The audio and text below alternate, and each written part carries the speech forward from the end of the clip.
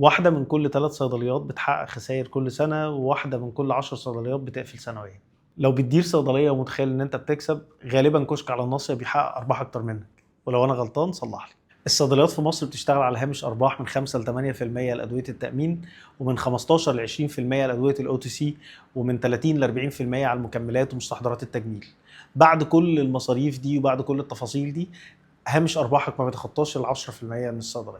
عشان نعرف الفرق تعالَ نقارن بينك وبين كشك عادي بيكسب من 25 ل30%، حلاق بيكسب من 50 ل60%، محل كشري لو شغال كويس ممكن يكسب ل40%، وأنت شغال على بضاعة توصل لمليون جنيه وتقريبًا ما بتكسبش 10%. نحسبها سوا، لو أنت بتبيع ب300,000 جنيه في الشهر، تكلفة البضاعة 240,000 جنيه، يبقى كده باقي 60,000 جنيه. نبتدي بقى نحسب المصاريف. إيجار 10,000، كهربا ومَيّة وإنترنت 4,000، صيدلي و2 مساعدين 12,000، تسجيل صيدلي مدير ونقابة وتأمينات 5000، مرتجعات وخساير 3000، ضرايب ومحاسب 2000.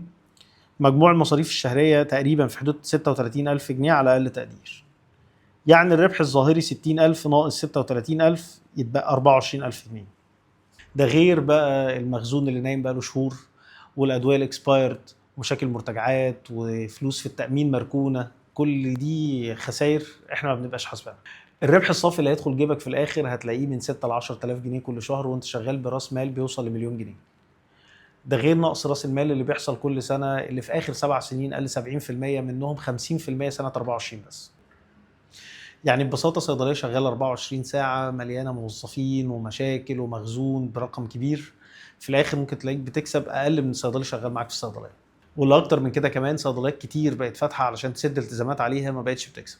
مش بقولك تقفل، بس لازم تعيد كل حساباتك، تابع كل مصاريفك، وراجع كل بند في أرباحك، واستثمر في منتجات بتكسبك فعلا. ومفيش حاجة اسمها صيدلية بتكسب مجرد إنها فاتحة.